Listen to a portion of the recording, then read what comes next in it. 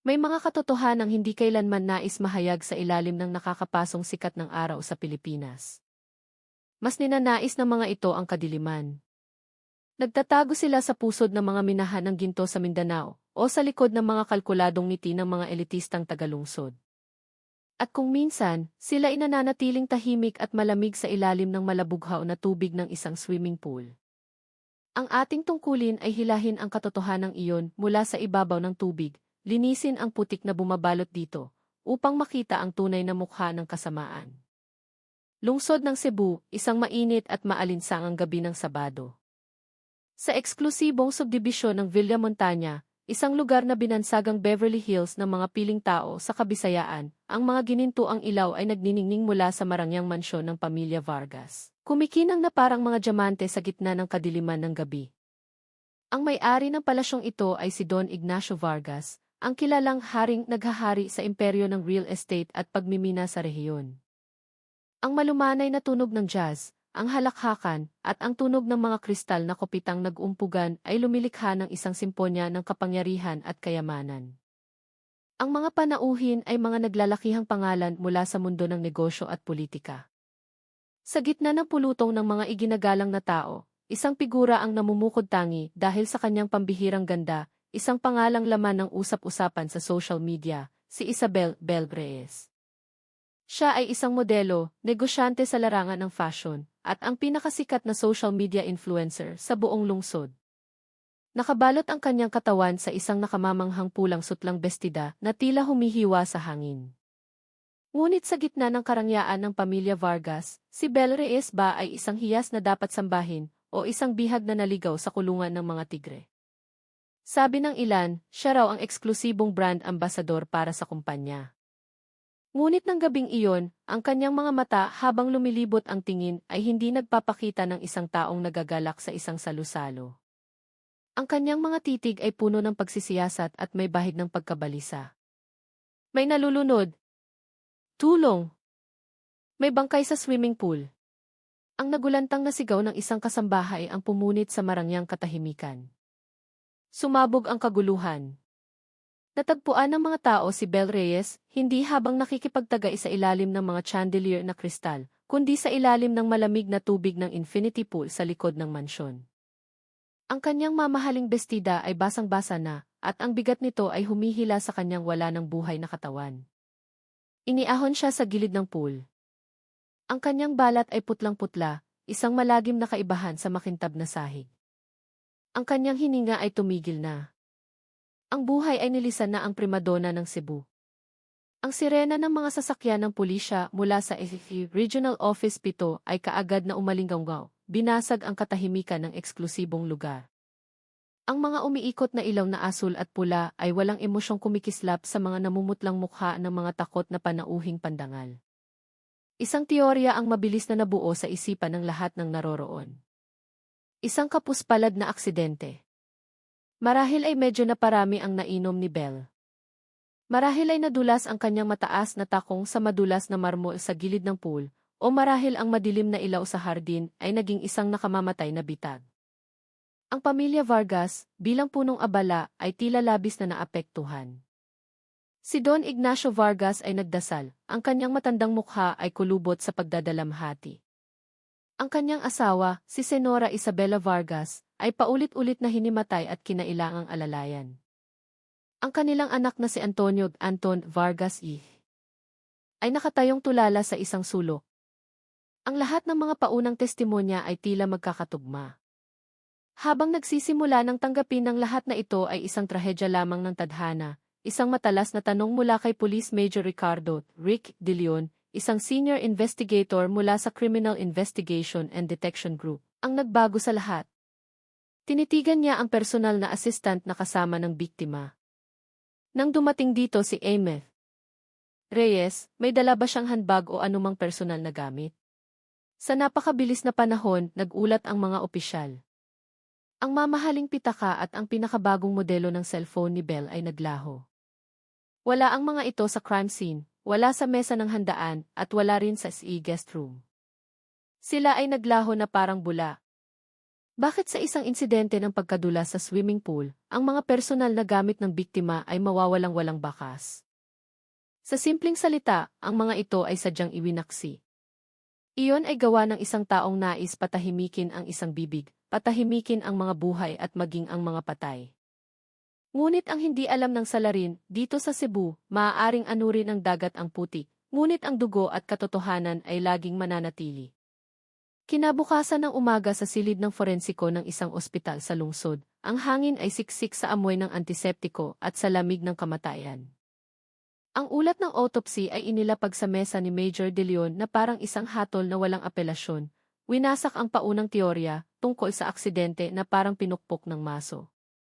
Unang natuklasan, ang mga baga ng biktima ay puno ng tubig na kumukumpirma na ang sanhi ng kamatayan ay pagkalunod o aspeksya. Ngunit, sa likod ng liig ni Bel Reyes ay may malaking pasa na kulay itim na lila, isang hematoma.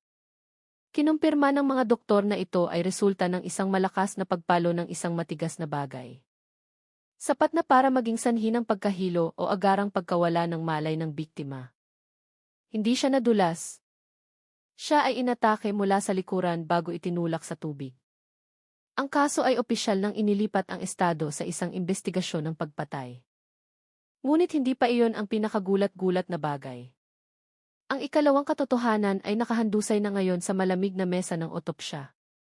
Isang katotohanang sapat na upang wasakin ang karangalan ng sinumang sangkot. Si Bel Reyes ay buntis. Ang kanyang pagbubuntis ay nasa 24 na linggo na o 6 na buwan. Samantalang sa social media at sa mga balita, si Belle ay palaging nagpapakita ng imahe ng isang glamorosang dalaga na hindi kailanman nabalitaan na magiging isang ina. Sa lipunan ng Cebu na mataas ang pagpapahalaga sa relihiyon at tradisyon, ang isang pampublikong figura na buntis sa labas ng kasal ay isang nakakahiyang iskandalo, isang napakalaking dungis sa pangalan. Isang pagpatay, 2 buhay ang nawala, isang pitaka at cellphone na naglaho. Ang larawan ng isang kaawa-awang aksidente ay ngayon ay durog na. Ano ba talaga ang nangyari sa loob ng marangyang palasyo ng hari ng real estate?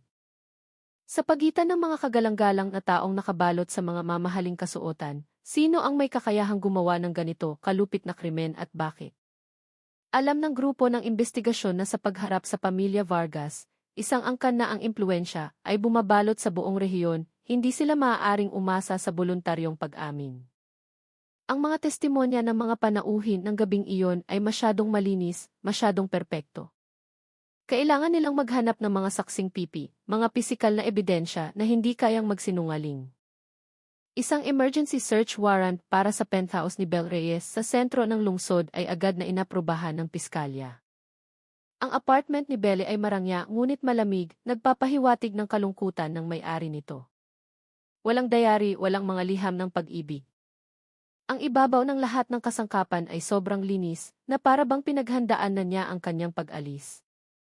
Matapos ang ilang oras ng paghahalughog, isang matalas na mata ng isang investigador ang napako sa isang travel wallet na nakatago sa loob ng isang maliit na safe, isang lugar na karaniwang ginagamit para sa pag-iingat ng pasaporte. Sa loob nito, nakasingit sa pagitan ng mga dayuhang salapi, ay isang hotel key card na kulay berdeng jade. Ang card ay expired na. Ngunit ang naka-emboss na logo nito ay malinaw pa ring nababasa, Isla Paraiso Resort. Ito ay isang napakamahal at liblib na resort sa Palawan na binansagang Maldives ng Pilipinas. Isang destinasyon para lamang sa mga may makakapal na bulsa at naghahanap ng ganap na pribasiya. Bakit ang isang lumang key card ng kwarto ay maingat na itinago na parang isang kayamanan sa loob ng isang safe? Ito ba ay kapabayaan lamang o isang alaala na may kahulugang buhay at kamatayan? Agad na isang team ang inatasan upang beripikahin ito. Sa Isla Paraiso Resort, ipinakita ng data system ng mga bisita na hindi nagtagal bago mangyari ang pagpatay, si Bel Reyes ay minsang nanuluyan sa isa sa mga pinakapribadong water villa. Mag-isa ba siyang nagpunta? Tanong ni Major De Leon sa telepono. Ang manager ng resort ay tila nag-atubili sandali bago sumagot. Sa talaan po ng rehistrasyon, pangalan lang ni Ms. Reyes ang nakalagay, sir. Pero ano, Jeet ni De Leon.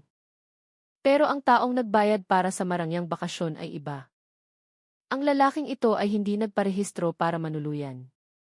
Dumating lang siya para makipagkita kay Belle sa gabi gamit ang isang pribadong speedboat at umalis din kinabukasan ng umaga.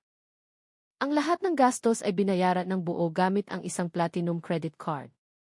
Iyon ang buhol na hinahanap ng mga investigador. Nang maaprubahan ang kahilingan para sa data ng may-ari ng card, ang pangalang lumitaw sa screen ng computer ay nagpakunot sa noo ni Major De Leon. Matapos itugma sa mga record ng Kiki sa pantalan ng resort, lahat ng hinala ay nasagot. Ang misteryosong lalaki na gumastos para sa mga gabing puno ng pagnanasa, ang yumakap kay Belle sa gitna ng dagat ng Palawan, ay si Anton Vargas Yis, ang kaisa-isang anak ni Don Ignacio Vargas, ang pangunahing tagapagmana ng imperyo ng negosyo ng pamilya Vargas. Ang paglalakbay mula Cebu patungo sa paraisong iyon ay nag-uwi ng ebidensyang hindi maikakaila. Pinatutunayan nito na ang kanilang relasyon ay hindi lamang bilang magkatrabaho. Sila ay magkasintahan sa lihim. At ang sanggol sa sinapupunan ni Belle ay malamang na dugo at laman ng pamilya Vargas. Isang pagpapatawag kay Anton Vargas Yith ay agad na isinagawa sa punong tanggapan ng Ihi. Ang batang tagapagmana ng imperyo ay pumasok sa silid ng interogasyon na may anyo na nagsisikap magpakahinahon. Subalit, ang kanyang mga daliring patuloy na kumakatok sa mesa ay nagkakanulo sa kanyang matinding kaba. 2 linggo na ang nakalipas, nagkaroon ka ng isang masayang paglalakbay, hindi ba, Din? Vargas, binuksan ni Major De Leon ang usapan, ang kanyang tono ay patag na parang nagtatanong lamang ng panahon. Bahagyang kumunot ang noo ni Anton, inayos ang kwelyo ng kanyang mamahaling polo. Hindi ko maintindihan ang ibig ninyong sabihin, Major. Madalas akong maglakbay para sa negosyo. Inilahad ng investigador ang isang piraso ng larawan sa kanyang harapan. Ito ay isang kopya ng resibo mula sa Isla Paraiso Resort na may pangalan at pirma ni Anton na malinaw na nakasulat. Kasama rin dito ang mga larawang kuha mula sa kikikis ng pantalan. Si Anton ay nakayakap sa baywang ni Belle. Pareho silang masayang tumatawa sa ilalim ng papalubog na araw. Baka makatulong ang Palawan na maibalik ang iyong alaala. Isang gabi sa Water Villa. Biglang nagbago ang mukha ni Anton mula sa pamumula hanggang sa pamumutla. Alam niyang kahit ang pinakamahal na abogado mula sa Maynila ay hindi kayang pasinungalingan ang ebidensyang ito. Yumuko si Anton, inamin ang ipinagbabawal na relasyon kay Belle. Inamin niyang ang sanggol ay maaaring sa kanya. Ngunit mariin niyang itinanggi ang pagpatay. Mahal ko siya. O sapat na ang pagkagusto ko sa kanya para suportahan ang kanyang buhay. Bakit ko siya papatayin? Sigaw ni Anton, may bakas ng matinding takot sa kanyang mga mata. Ang salita ng isang sinungaling ay madalas na walang halaga. Si Anton Vargas Yiti ay opisyal ng naging pangunahing suspect. Ngunit habang ang lahat ng atensyon ay nakatuon sa spoiled na anak, isang ulat mula sa Directorate for Investigation and Detective Management, DID, na lumapag sa mesa ni Major De Leon ang nagbukas ng isang bagong kabanata na mas madilim at mas komplikado. Ang mga eksperto sa economic crime ay tahimik na tinutunton ang isang maspino at hindi halatang bakas, ang daloy ng pera. Ang kasaysayan ng pananalapi ni Belle Reyes ay nagpapakita ng isang malaking kontradiksyon. Ang kanyang kita mula sa pagmumodelo at mga endorsement, bagamat mataas, ay hindi maipaliwanag ang napakalaking yaman na kanyang naipon sa loob lamang ng 2 taon. Isang penthouse, 2 mamahaling imported na sasakyan, at puhunan sa isang fashion boutique. Sa pagbabalat ng mga komplikadong transaksyon ng pera, natuklasan ng pulisya na ang pinagmulan ng malaking pondong ito ay hindi mula sa personal na account ni Anton. Si Anton ay mayaman, ngunit ang kanyang mga gastusin ay mahigpit na kinokontrol ng pamilya. Ang pera ay nagmula sa isang shell company na nakabase sa Singapore, isang kumpanyang karaniwang ginagamit para sa mga sensitibong gastusin upang maiwasan ang buwis at money laundering.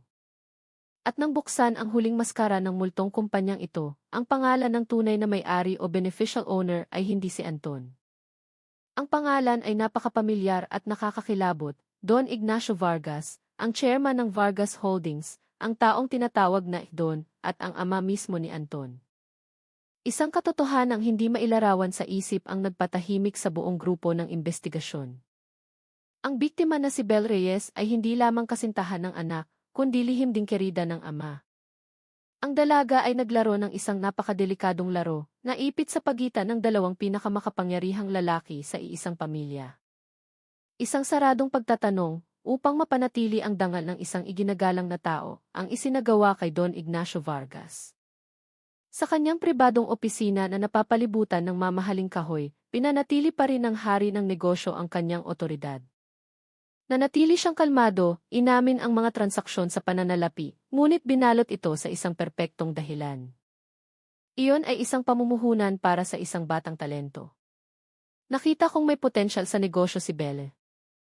Sa mundo ng korporasyon, ang pagiging mentor sa susunod na henerasyon ay isang karaniwang gawain. Ginawa niyang isang marangal na gawaing pilantropiya ang pera para sa kanyang kalaguyo. Hindi nagmadali si Major De Leon na makipagtalo.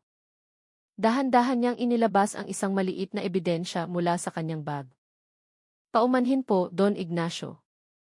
Sa inyong edad, ang kalusugan ang pinakamahalagang yaman, hindi po ba?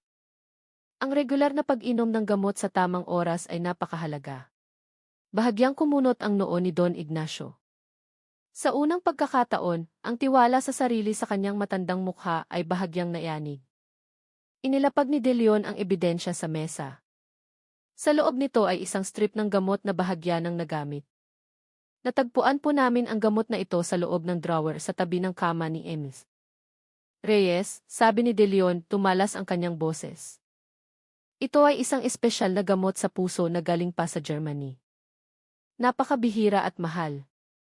Hindi ito basta-basta nabibili sa mga botika dito sa Cebu. Bahagyang humiti si Don Ignacio, nagsisikap na manatiling kalmado. Kung gayon, maaaring sa kanya iyon o sa mga kaibigan niya.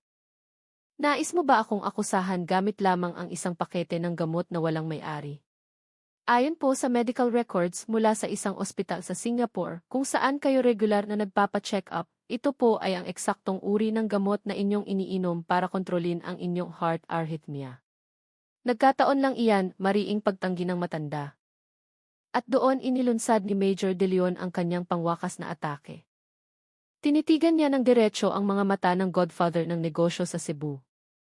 Maaaring nagkataon lang, pero ang fingerprint po ninyo na natagpuan sa aluminum foil sa likod ng pakete ng gamot, eksakto sa posisyon ng isang tableta na kalalabas lang, ay hindi nagkataon. Iyon ay patunay na ang sarili ninyong mga kamay ang kumuha ng gamot mula sa paketeng ito habang nakahiga sa kama ng babaeng iyon. Ang silid ay nabalot sa isang nakamamatay na katahimikan. Isang strip ng gamot, isang fingerprint.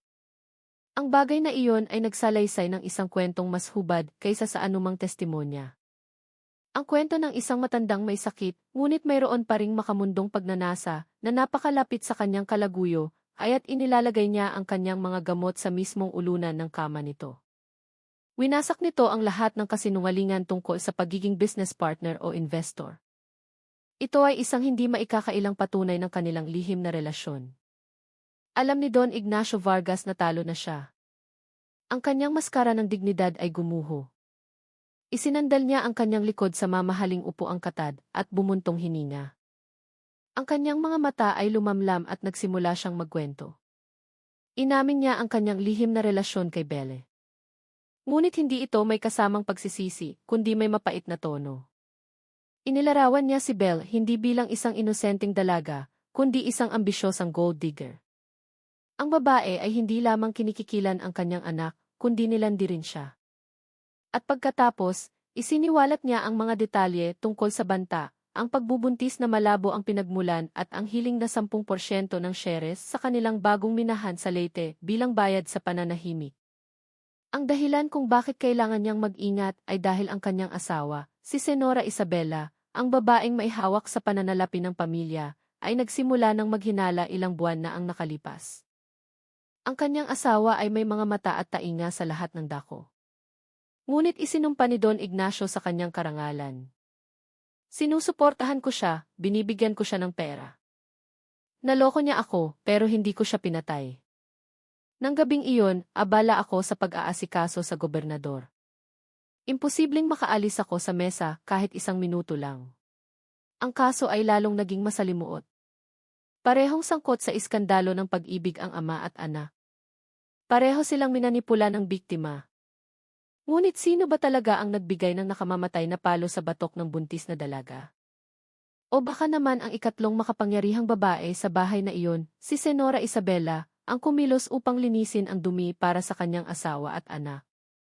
Mula pa sa simula ng imbestigasyon, mabilis na natukoy ng grupo ang presensya ng ikatlong tao na maihawak ng pinakamataas na kapangyarihan sa pamilyang iyon, si Senora Isabela Vargas. Si Isabela ay hindi lamang asawa ng chairman, siya ang maihawak ng susi sa yaman ng buong angkan. Gamit ang talas ng isip ng isang babaeng buong buhay na nangalaga sa dangal at kayamanan, matagal na siyang umupa ng isang pribadong investigador upang manmanan ang kanyang asawa. Alam niya ang lahat tungkol sa relasyon ni Don Ignacio at Belle. Ngunit, ang hindi niya inaasahan at ang pinakanakakadiri sa kanya ay ang pagkakasangkot din ng sarili niyang anak, si Anton, sa maruming bitag na ito. Para kay Isabela, si Belle Reyes ay hindi isang kalaguyo na dapat kaawaan. Siya ay isang cancer, isang banta na dapat alisin bago ito kumalat at sirain ang maningning na reputasyong pinaghirapan ng pamilya Vargas sa lupain ng Cebu. Ngunit nang magtanong si Major De Leon, isang malamig na ngiti lamang ang isinukli ni Senora Isabela.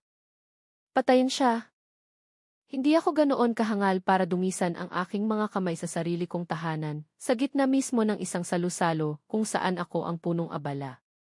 Sino ang nagsisinungaling? O silang tatlo, ama, ina, at anak, ay nagpoprotektahan sa isa't isa? Sa gitna ng pagkapatas, nagpasya si Major De Leon na bumalik sa simula ang oras. Kasama ang isang espesyal na team, muli niyang sinuri ang bawat segundo ng mga footage at testimonya ng mga saksi upang imapa ang bawat galaw ng miyembro ng pamilya sa loob ng ginintuang oras, mula 9 oras hanggang 9 oras 30 minuto ng gabi. Ito ang tinatayang oras kung kailan inatake at nahulog sa tubig ang biktima, ayon sa forensics.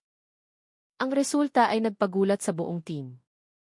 Kabalintunaan, ang tatlong suspect na may pinakamalaking motibo sa pagpatay ay pinalaya ng mga pinakakapanipaniwalang saksi, ang mga opisyal at na panauhin. Si Don Ignacio Vargas, mula 9 oras hanggang 9 oras 25 minuto ng gabi, ay nakatayo sa entablado upang magbigay ng isang business award at pagkatapos ay nakaupo sa mesa kasama ang gobernador. Dose-dose ng mga kamera ng mamamahayag ang nagtala ng kanyang presensya. Si Anton Vargas bandang 9 oras 1 minuto ng gabi, ay abalang kumakanta sa entablado para aliwin ang mga bisita. Nanatili siya roon sa loob ng 15 minuto sa ilalim ng mga spotlight. Si Senora Isabela Vargas naman ay abala sa pag-aayos ng catering sa buffet area at nakikipag-usap sa mga asawa ng mga opisyal. Naitala ng TV sa isang koridor na hindi man lang siya tumapak sa area ng swimming pool sa likod. Sila ay nakatali sa kanilang mga tungkuling panlipunan. Nang gabing iyon, masyado silang kapansin-pansin, masyadong abala para makapuslit sa hardin sa likod, makipag-away, at lunurin ang isang tao nang walang nakakaalam. Ang kaso ay sumapit sa isang dead end. Kung hindi silang tatlo, sino? Isang hired killer? Isang tagalabas? Minasahe ni Major De Leon ang kanyang sentido. Ang pagkadismaya ay nagsimulang gumapang. Sinasabi ng kanyang kutob na ang susi sa paglutas ng kasong ito ay wala sa mga taong glamoroso. Ang susi ay nasa isang lugar na mas nakatago. Ipinag-utos niya ang muling pagsusuri sa lahat ng mga file ng crime scene. Hanapin ninyo sa akin ang taong walang alibi, ang taong hindi nakita ng gabing iyon, utos ni De Leon. At higit sa lahat, ipinag-utos niya ang muling pagsusuri ng forensiko sa pulang bestida ng biktima. Ngayon, hindi para maghanap ng fingerprint, kundi para maghanap ng microevidence sa ilalim ng isang electron microscope. Pagkalipas ng 4 na oras ng tensyon sa laboratorio, tumawag ang hepe ng forensiko kay De Leon. Nanginginig ang kanyang boses sa pananabik. Major, kailangan ninyong makita ito kaagad. Nahanap na namin. Malalim sa hibla ng sutla ng bestida, eksakto sa bahagi ng balikat na may bakas ng paghila, may isang maliit na gasgas na hugis kalahating bilog. At nakasabit sa loob nito ay isang napakaliit at kumikinang na piraso ng metal. Ito ay ang matulis na dulo ng isang nabaling karayom. Ang pagsusuri sa metalurhiya ay nagpakita na ito ay 18 karat na ginto, pino ang pagkakagawa. Batay sa kurbada at sa pagkakabali nito, napagpasyahan ng mga eksperto na hindi ito isang ordinaryong aspili. Ito ay bahagi ng kawit ng isang mamahaling brooch. Isang uri ng alahas na karaniwang ginagamit ng mga debotong kababaihan mula sa mataas na lipunan upang ikabit ang kanilang panyuelo o belo. Pinatutunayan nito na nagkaroon ng matinding paglalaban sa malapitang distansya. Ang biktima ay nakakapit sa kanyang kalaban, o ang kalaban ay yumakap sa biktima ng napakahigpit kaya't nabali ang metal ng brooch. Tinitigan ni Major De Leon ang maliit na ebidensya sa loob ng plastic bag. Si Belle Reyes ay isang modernong babae. Hindi siya nagsusuot ng belo at ang kanyang bestida ay walang anumang brooch. Kung gayon, kanino ang nabaling karayom na ito? Ito ay pag-aari ng isang babaeng naroroon sa crime scene. Isang babaeng sumusunod sa konserbatibong pananamit. At higit sa lahat, isang babaeng nakalapit sa biktima ng sapat para patayin ito, ngunit nanatiling hindi nakikita ng lahat ng gabing iyon. Sa listahan ng pamilya Vargas, may isang pangalan na natitira na hindi pa tinatawag. Isang huling komprontasyon ang idinaos sa malawak na sala ng mansyon ng pamilya Vargas sa ilalim ng mahigpit na pagbabantay ng pulisya. Ang tensyon ay sumasagad na parang isang kwerdas ng violin na malapit ng maputol. Si Don Ignacio, Senora Isabela, at Anton ay naroroon lahat. Ang kanilang mga mukha ay nagpapakita ng halo-halong ginhawa dahil sa pagkaligtas sa akusasyon, ngunit mayroon ding pagkalito kung ano talaga ang nangyari. Hindi gaanong nagsalita si Major De Leon. Pumasok siya at may diin na inilapag ang tatlong transparent na ebidensya sa ibabaw ng mamahaling mesa. Ang unang supot ay naglalaman ng isang hibla ng kulay abong tela. Ang ikalawa ay naglalaman ng isang maliit at baluktot na piraso ng ginto. At ang ikatlo, nakakakuha lang mula sa isang follow-up na paghahalughog sa pribadong silid ni na Anton at ng kanyang asawa, ay naglalaman ng isang gintong brooch na hugis rosas, ngunit wala ang karayom nito. Hindi tiningnan ni De Leon ang tatlong makapangyarihang figura. Nilampasan niya sila at huminto sa harap ng isang babaeng nakaupo sa pinakamalayong sulok ng sopa. Ang babae ay nakasuot ng isang simpleng kulay abong bestida. Ang kanyang ulo ay nakayuko at ang kanyang mga kamay ay mahigpit na magkahawak. Siya si Celeste Mendoza Vargas, ang asawa ni Anton, ang manugang ng pamilya. Isang figura na sa buong panahong ito ay tahimik lamang na nagsisilbi ng kape, yumuyukod sa mga bisita, at pagkatapos ay nawawala sa kusina. Isang taong sa buong proseso ng investigasyon ay walang sinumang saksi ang nag-abalang banggitin ang pangalan sa kanilang testimonya. Dahil sa kanilang mga mata, siya ay hindi mapanganib at malabo tulad ng isang anino. Paumanhin, Ginang Celeste. Ang boses ni De Leon ay mabigat ngunit umalinggaw na parang kulog na pinipigilan. Napatunayan na namin na ang tatlong iba pang tao sa pamilyang ito ay may mga alibi. Ngunit natagpuan namin ang mga bagay na ito. Itinuro niya ang unang supot. Ang hibla ng telang ito ay natagpuang nakasabit sa kuko ng biktimang si Belle. Ang pagsusuri sa hibla ay nagpapakita ng 100% na pagkakatugma sa materyal ng bestidang suot ninyo noong gabi ng salu-salo. Itinulak niya ang ikalawa at ikatlong supot patungo sa babae. At ito ang huling piraso ng palaisipan. Isang dulo ng nabaling karayom na natagpuan sa balikat ng damit ng biktima, at ang natitirang bahagi ng brooch na ito ay natagpuan sa loob ng inyong kahon ng alahas. Ang pagkakabali ay perpektong magkatugma sa ilalim ng mikroskopyo. Yumuko si De Leon at tinitigan ng diretsyo ang mga nanginginig na mata ni Celeste. Maaari mo bang ipaliwanag sa amin kung bakit ang isang bahagi ng iyong alahas ay nasa katawan ng isang bangkay sa ilalim ng pool, habang ang natitira ay maayos mong itinago sa iyong silid? Ang silid ay sumabog sa isang nakakabinging katahimikan.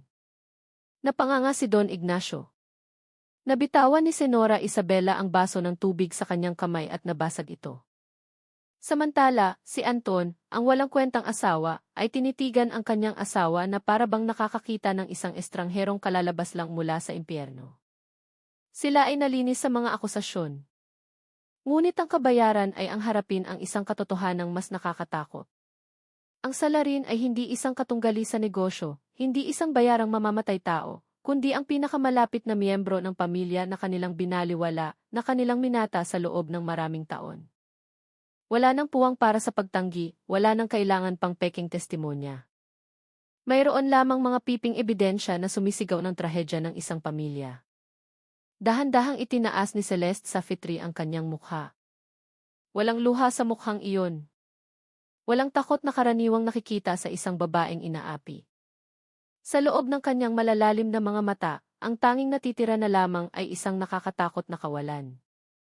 Ang kawalan ng isang taong narating na ang sukdulan ng sakit at kahihiyan. Tinitigan niya ang nabaling brooch sa mesa. Ang bagay na iyon ay katulad ng kanyang buhay bilang manugang sa bahay na ito, katulad ng kanyang pasensya na sa wakas ay nabali sa dalawa noong gabing iyon. Inilibot ni Celeste ang kanyang tingin sa bawat mukha sa silid. Ang asawang taksil na humahabol sa mga batang babae, ang biyenang lalaking ipokrito na nakikipagtalik sa kalaguyo ng sarili niyang anak, at ang biyenang babaeng matalas ang dila na laging tinatrato siyang parang katulong dahil lamang hindi siya nagmula sa mayamang angkan. Bahagya siyang tumawa, isang mapait na tawa na nagpakilabot sa lahat ng naroroon. Nang gabing iyon, ang boses ni Celeste ay paos ngunit malinaw. Hindi ko siya hinanap. Siya ang humanap sa akin. Ang katahimikan ng anino ay nagwakas na. Sa unang pagkakataon sa marangyang bahay na ito, si Celeste Vargas ang naging sentro ng atensyon. Ngunit sa pinakamalungkot na paraan. Nagsimulang magkwento si Celeste. Ang kanyang boses ay patag at malamig, sinlamig ng hanging umiihip mula sa dagat. Wala na ang panginginig ng takot ng isang asawang karaniwang sunod-sunuran. Nang gabing iyon, pumuslit ako papunta sa hardin sa likod. Hindi na ako makahinga sa amoy ng mga pabango at mga peking ngiti sa loob. Tumayo ako sa gilid ng pool, sinusubukang humanap ng sariwang hangin. Tapos, dumating siya. Ayon kay Celeste, bandang 9:00 ng gabi, lumabas si Bel Reyes sa pool area. May hawak siyang isang baso ng alak, naglalakad na may pagmamalaki sa kanyang matataas na takong, ang kanyang mukha ay puno ng tagumpay. Hindi siya lumapit para bumati ng magalang. Lumapit siya para ipagyabang ang isang mapanlait na awa. Ate Celeste, ang boses ni Belle ay puno ng pang-uyam. Ang kanyang mga mata ay sinuri si Celeste mula sa dulo ng kanyang konserbatibong bestida. Sa isang lugar na ganito karangya, ang pinakamalungkot na bagay ay hindi ang pagiging mahirap, kundi ang pagiging isang taong may katayuan, ngunit hindi kayang angkinin ang puso ng sariling asawa. Akmang aalis na sana si Celeste, ngunit hinarangan siya ni Belle. Inilagay ng dalaga ang kanyang kamay sa kanyang tiyan, kung saan lumalaki ang maliit na sanggol at ngumiti ng makahulugan. Ang ipinagdarasal mo sa Diyos sa buong buhay mo, nakuha ko ng ganoon kadali, bulong ni Belle, may lason sa bawat salita. Alam mo ba, te, ang batang ito, kahit na semilya siya ni Anton o dugo at laman ni Don Ignacio, siya pa rin ang magiging kaisa-isang tagapagmana ng imperyong ito. Samantalang ikaw, habang buhay ka na lang magiging isang basag na florera. Isang baog na asawang inaalagaan lang para pagandahin ang moral na maskara ng pamilyang ito. Iyon ang huling patak na nagpaapaw sa lahat. Hindi lamang ito selos, ito ang pinakamalupit na pang-iinsulto na tumama sa sugat ng pagiging baog ni Celeste, tumama sa kanyang dignidad na matagal ng nyurakan. Ikinuwento ni Celeste na nang banggitin ni Belle ang pangalan ni Don Ignacio na may mapanuksong tono, natanto niya ang nakakadiring katotohanan na matagal na niyang nararamdaman. Ang dalawang lalaking tinatawag niyang asawa at ama ay iisa ang babaeng kinakama, sa harap mismo ng kanyang mga mata. Tumahimik ka, sigaw ni Celeste. Ang pader ng pasensya na kanyang itinayo sa loob ng 5 taon bilang manugang ay gumuho. Ngunit lalo pang tumawa si Belle, lumapit at inilapit ang kanyang bibig sa tainga ni Celeste. Ang amoy ng alak ay tumago sa tela ng kanyang damit. Bakit ako tatahimik, te? Kanino ka magsusumbong? Sa matapang mong biyenan? O sasabihin mo sa asawa mo na ipinagbubuntis ko rin ang anak ng tatay niya? Hayaan mong sabihin ko sa'yo. Ang mga lalaki sa pamilya Vargas ay gusto ng babaeng mainit sa kama. Hindi isang banal-banalan at nakakabagot na tulad mo. Isang bulag na galit ang sumabog na parang apoy na tumupok sa kanyang katinuan. Hindi na maalala ni Celeste kung sino siya.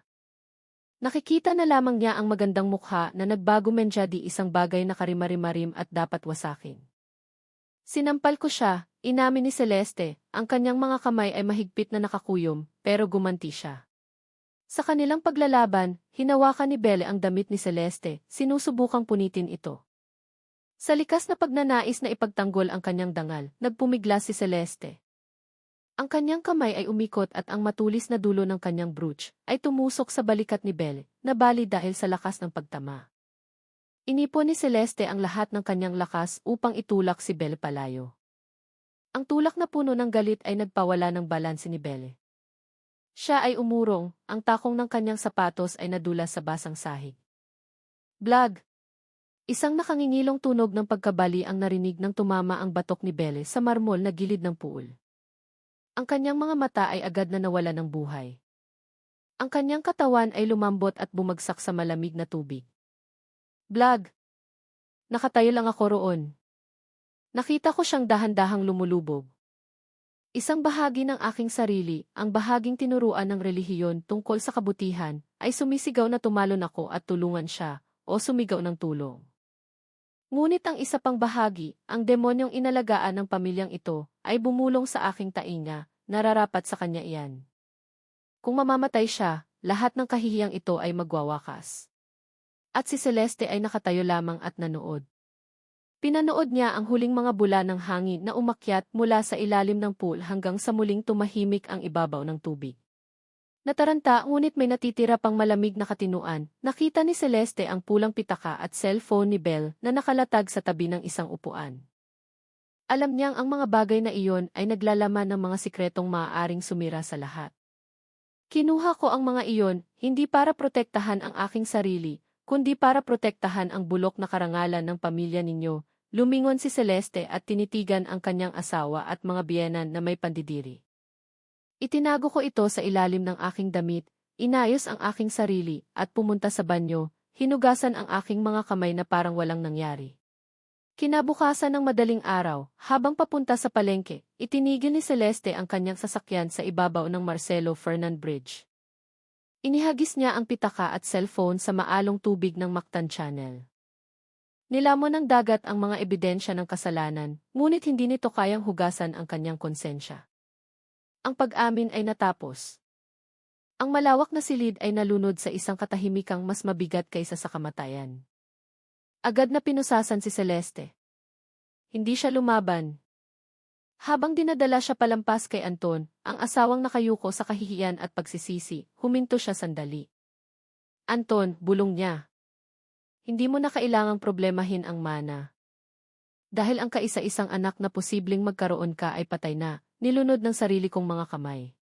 Ang huling pangungusap na iyon ay parang isang patalim na tumapo sa natitirang dignidad ng pamilya Vargas. Dinala si Celeste palayo.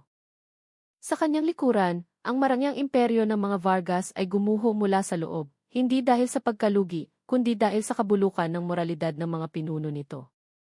Ang kaso ay isinara sa isang malupit na trahedya. Isang patay, isang nakakulong, at 3 iba pa na naiwang buhay sa isang gintong hawla ng walang hanggang pagsisisi. 3 buwan ang lumipas, sa Cebu City Jail, ang tunog ng kampana ng simbahan para sa Angelus ay umalinggaw, binasag ang katahimikan ng mga pader na semento. Si Celeste ay nakaluhod, ang kanyang mukha ay nakaharap sa altar. Sa unang pagkakataon sa loob ng 5 taon, naramdaman niyang napakagaan ng kanyang kaluluwa.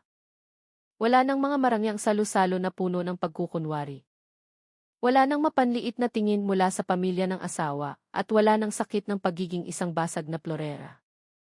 Sa loob ng bilangguan, natagpuan niya ang kalayaang hindi niya kailanman nakamit sa marangyang palasyo. Sa labas ng rehas, ang mundo ng pamilya Vargas ay tuluyan ng gumuho. Ang kaso ng pagpatay sa swimming pool ay naging pinakamaingay na iskandalo sa lahat ng pahayagan at social media sa Pilipinas. Bagamat hindi direktang pumatay sina Don Ignacio at Anton, ang mga katotohanan sa paglilitis na naglantad sa kanilang maruming pamumuhay, ang relasyon ng ama at anak sa iisang babae, at ang daloy ng iligal na pondo ay naging isang tsunami ng opinyon ng publiko na sumira sa Vargas Holdings. Ang mga shares ng kumpanya ay bumagsak sa stock market. Ang mga kasosyo sa negosyo ay nagsilayasan. Si Don Ignacio ay napilitang magbitiw bilang chairman. Inilayo niya ang sarili, namuhay sa pag-iisa, itinakwil ng komunidad kung saan dati siyang iginagalang. Si Anton Vargas ang binatang dating hinahangaan ng maraming babae, ngayon ay nalulunod sa alak sa mga murang bar. Nabubuhay siyang dala ang multo ng pagsisisi tungkol sa asawang kanyang binaliwala at sa anak na hindi pa naipapanganak na namatay dahil sa kanyang mga kasalanan. At si Senora Isabela, ang babaeng may pusong bakal, ay nanatili sa malawak na mansyon sa Villa Montana. Ngunit ngayon, ang bahay ay wala ng musika, wala ng salusalo. Ito ay naging isang malamig na libingan. Nakaupo siya roon sa gitna ng mga muebles na may ginto, kaharap ang walang hanggang kalungkutan, ninunguya ang sakit ng isang taong ginugol ang buong buhay sa pag-aalaga ng imahe, para lamang mawala ang lahat sa huling yugto ng kanyang buhay. Ang Cebu ay nananatiling maingay at abala. Ang Mactan Channel ay patuloy na dumadaloy, dala-dala ang mga kwento ng tao, patungo sa malawak na karagatan. Sabi nila ang dagat ay mapagbigay. Binubuhay nito ang buong lungsod. Ngunit ang dagat ay napakamakatarungan din. Maaari nitong anurin ang lupa at dumi, ngunit hindi nito kailanman hahayaang manatiling nakalubog sa ilalim nito ang mga bangkay at madidilim na sikreto. Ang katotohanan, tulad ng isang bagay na walang bigat, kahit nalunurin ang bigat ng kapangyarihan at pera, sa huli ay palaging hahanap ng paraan upang lumutang sa ibabaw. At ang halagang dapat bayaran